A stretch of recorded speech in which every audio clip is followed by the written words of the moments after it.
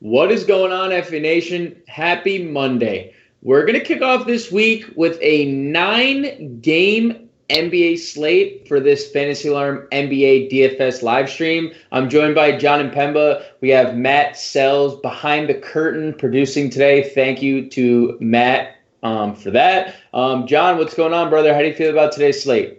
Yeah, it's not bad, actually. There's a lot of individual matchups that I'm definitely gearing towards taking advantage of tonight. We're going to kind of get into it. There's, 9 games, like you said. It should be a good one. We do have a couple noteworthy totals. That Portland-Houston game, 230.5. Houston, 7.5-point favorites at home. And we have Boston traveling to Phoenix in a 227 total. Very interesting. I find that interesting considering how defensive-oriented both those teams kind of have been this year. But 227 nonetheless. And 222 in the late-night hammer, OKC, Los Angeles Clippers. Could be the first time we see Paul George and Kawhi Leonard share the court. So that is going to be quite interesting tonight. But as you mentioned, 9 games, John. Let's hop into it. As always, we'll go position by position. We'll start off at the point guard position, where at the top of your playbook, as you did the playbook today, we have Damian Lillard and Russell Westbrook. Do you have a preference to one? Are you leaning the other? One for cash, one for GPP? How do you break down this top tier of point guards?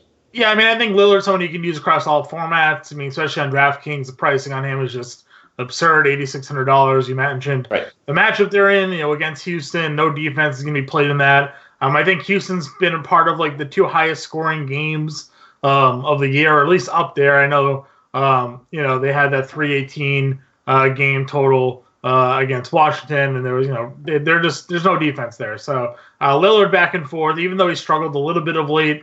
We saw him go, for a consecutive 50 fantasy point games. We saw a 70 fantasy point game out of him. So certainly a matchup to go ahead and hit that upside. And GBP is another really great price tag, and someone that you and I mentioned before we jumped on air. Someone that myself and Sean expanded upon a lot during the podcast was Russell Westbrook at $8,300 on DraftKings. Again, those 2 guys, great values over there. All the shots are there for Westbrook. He's taking over 20 shots a game. Really struggling with his 3-point shot. He's not getting to the line a lot. But all he needs is a few more of those shots to drop for you, and he's still going to give you, on that price tag, 6 or 7x return, and we know the upside is even greater. So I like them both. I think they're perfectly fine. Someone not in the playbook, but I think is still a great option tonight is Luka Doncic. Again, on FanDuel, he's under $10,000 rather. A really good number for him there. And then over on DraftKings as well, someone I think you can look to at 9.8, a very easy spot for him. Right, 70-point upside. I don't think we need to expand on that too much. Next tier of point guards you have listed here, you have Eric Bledsoe, Chris Paul in a revenge narrative, and Colin Sexton with no Kevin Love. Care to give your reasoning as to why you like those 3? Yeah, well, with Sexton, we saw it sort of last year, and I know there's different players in the game now on that team and whatnot, but last year, Sexton was really strong, at the end of the year when Love wasn't really part of that offense. So I think you can kind of go ahead and take a look at Sexton tonight at his mid-5K price tag. No Love, no Nance. I think the offense is going to run through him, at least on that first unit. I think there's just a nice upside potential there at the cost. So I think that right there, he's one of the better mid-tier guards that I'm taking a look at. As you mentioned, there's other mid-tier guards sort of in that realm. I do like more so, Kobe White, as you mentioned, great GBP upside. Aaron Holiday, $4,100, no Brogdon. On FanDuel is a great play there. I like Bledsoe a lot as well tonight. You get that usage bump with no Middleton there. It's really just him and Giannis taking off. So I think point guard's actually a pretty strong position tonight. Yeah, Kobe White, we just saw this matchup, and he absolutely went bonkers. But it is quite the boomer bust play. Let's move over to shooting guard, where we, once again, as always, have James Harden topping the list. I guess the question is he as much of a must play as he's been? Or, we just saw Giannis go for 70 against the Bulls in this same matchup, John. No, yeah, you're 100% right. We did just see Giannis go for 70, and that's why for me, I put him in the playbook. He's, for me, Giannis is my top overall play. So, yeah, Harden is. We don't need to tell you to play Harden. Like he's in a great spot. He's up against, up against Portland. So, yeah, go ahead, spend up for him if you want. You don't need me to tell him. He's just more of a pivot option for me tonight. Right, and of course, 12K, 12.5 is not cheap, but he's been paying it off every night. The rest of the position, really strong. Shooting guard has generally been a really strong position for us this year. We have the likes of Donovan Mitchell, Fred VanVleet, CJ McCollum, Spencer Dinwiddie, even RJ Barrett in this mid-tier. Like, how are you deciphering and how are you mixing through these guys and finding one or multiple that you really like? Yeah, so for me, that one's actually pretty easy, and it's Spencer Dinwiddie with no Kyrie Irving, no Karis LeVert. The usage rate on him with those two guys off the floor this year is through the roof. It's a 39.7% usage rate with LeVert and Irving off the floor. I mentioned, in our chat that you and Sean and I myself have, that's like James Harden level usage at a $5,800, $6,000 price tag. And I'm not saying obviously that Dinwiddie is James Harden, but I'm just saying like in terms of the upside, given the price and the offense that they run, like he can go for 40 fantasy points tonight. No problem there at all. He went for 36 the other night with LeVert and Irving off the floor against the Bulls. So a good spot for him here tonight. So he's definitely my favorite shooting guard if I'm not looking at some of the other guys in there. No Harden. I like Donnie Mitchell, but I worry about a blowout. Van Fleet's going to play 40 minutes. Like all those guys are in great spots. McCollum, but Dinwiddie is in all my lineups tonight. Yeah, and we've seen 40 plus 50-point upside from Dinwiddie with Kyrie Irving in the lineup, and now there's no Kyrie, no LeVert. Mitchell, huge pace-up spot. Definitely love that call. Van Vliet, the minutes are just kind of unreal. So I agree there. Is this where the CJ McCollum stretch ends here, or do you think it continues? Because he goes through these stretches during like every year where he's seemingly the best scorer ever and then just falls off a cliff. Well, I mean, it's hard to just like say, is this where it ends? I mean, because this is a great matchup for him.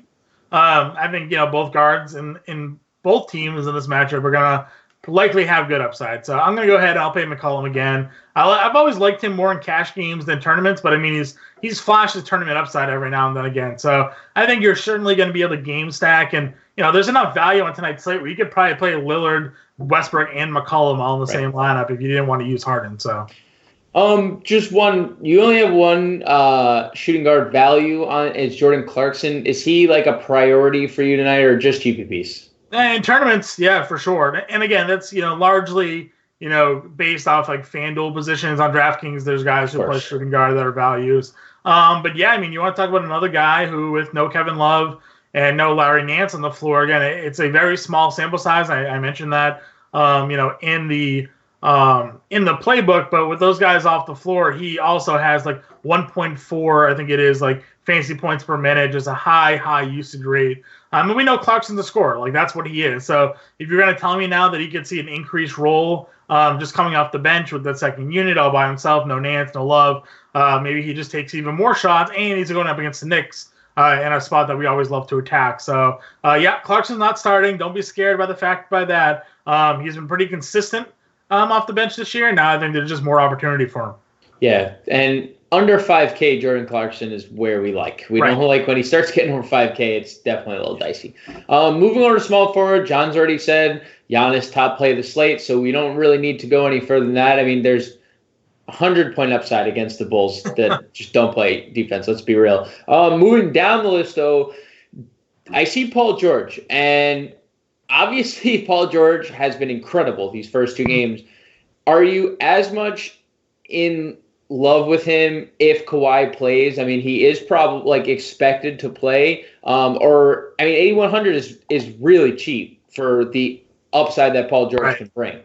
Yeah, no, I mean he's largely just mentioned for the case that if Kawhi doesn't play, if Kawhi plays and he's still only on 20 minutes, I don't think we can go there. If Kawhi's ruled out, then I think we can go there. If he gets bumped up to maybe 25 minutes tonight. I'm also more intrigued to see how those two guys play together. I don't think you can play probably anybody else on the Clippers once those two guys are on the floor with one another. I mean, just the usage rate that we saw out of George, it was like 48% or something like that when he's on the floor by himself in those 20 minutes. So, yeah, I mean, he's on there just as a guy. If we find out that Leonard's sitting, then I think you can go ahead and go back to the well. More of a DraftKings play again than FanDuel. I don't want to pay mid 9K for him with 20 minutes, but he's also paid it off. So, like, what are you going to do?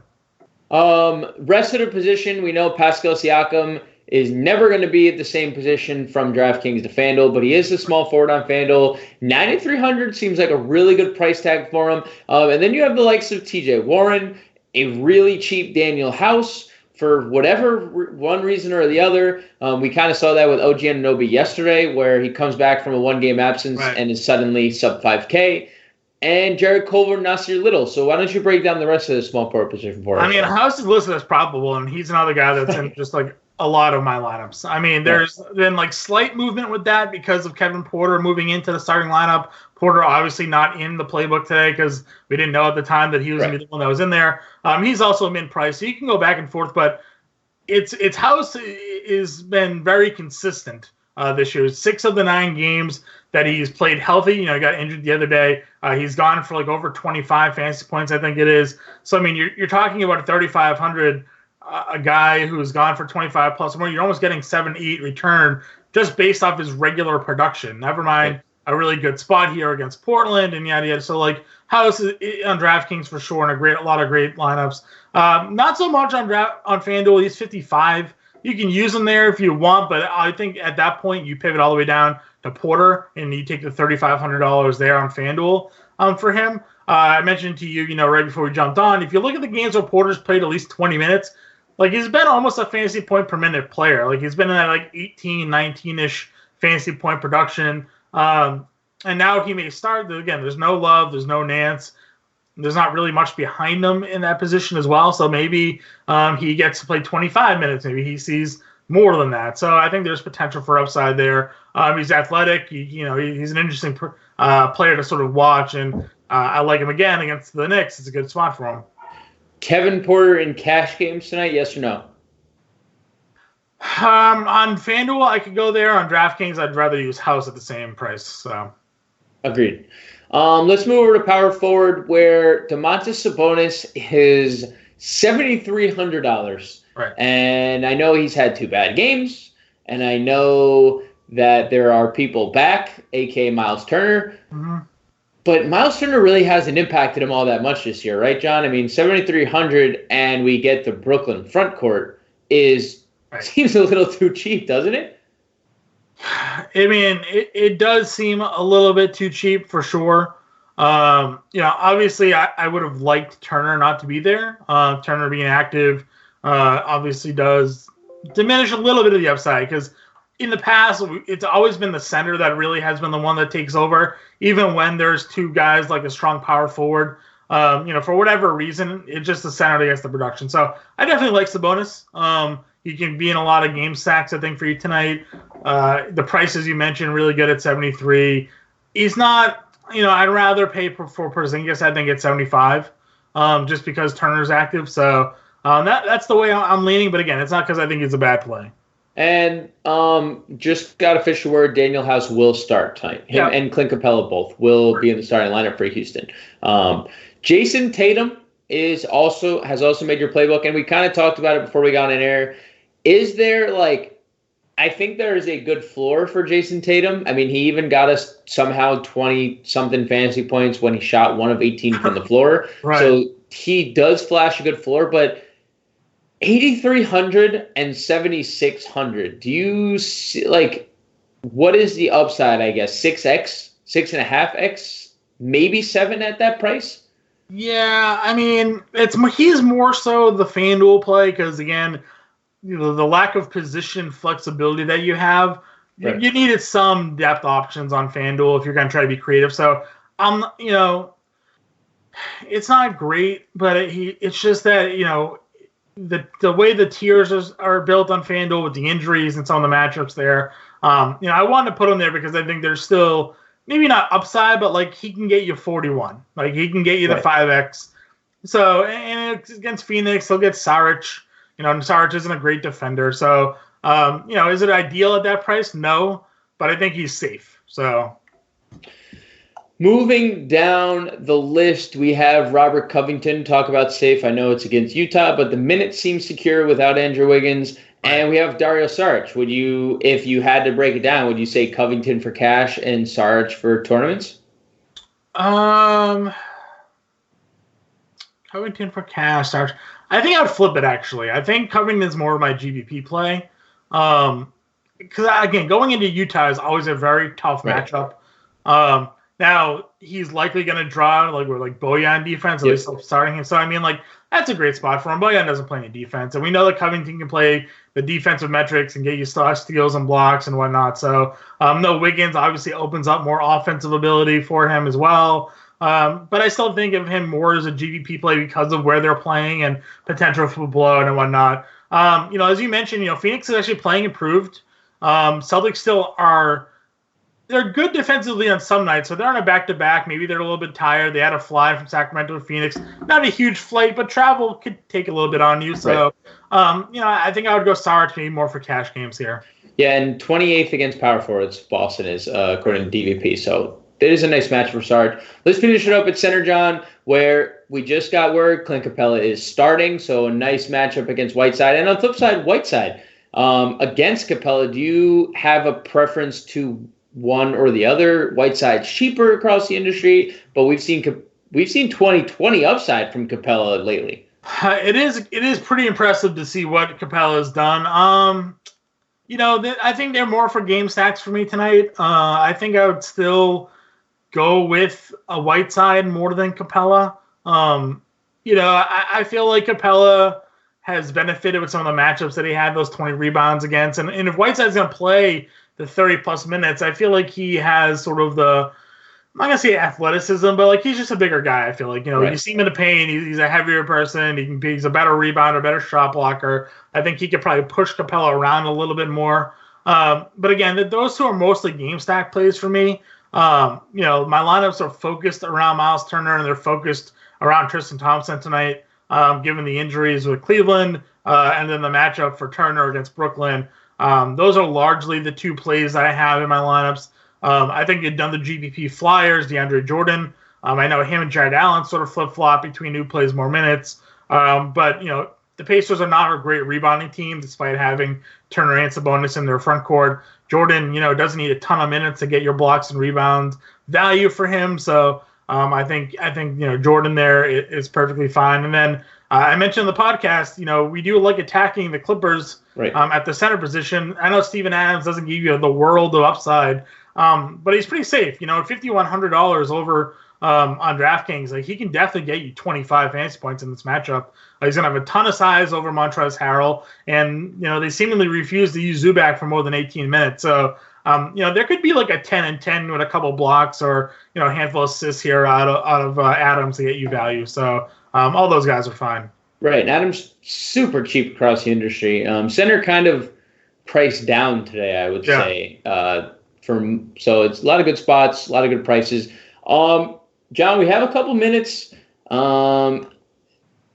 Who would be? I mean, Giannis is probably where you're starting your cash game builds, right? Giannis is my top. I mean, I feel like Giannis should be the guy, but cash games, Harden is always, I feel like always just going to get that ownership pull. Even though I feel like there's similar upside on tonight's slate for guys like Giannis or maybe even Luka Doncic against the Spurs who struggle against point guards. Sean Mitchell the other day had recommended pivoting from Harden to get the Doncic and save $2,000, and he got 4 less fantasy points. So I think there are pivots off of Harden today, but it just feels like people gravitate towards Harden more than they do the other top players. Well, for you personally, who would be like 3 members or even 2 members in your cash core? Like if you were starting your cash core, it seems like you're leaning Giannis, right? So I'm leaning Giannis. It's Dinwiddie for sure. I like Aaron Holiday, especially on FanDuel at $4,100. Right. Very hard. You just can't not play him, I think, at that price tag. So, I mean, it's definitely sort of in that realm. It's Giannis. I think Tristan Thompson in cash games is fine.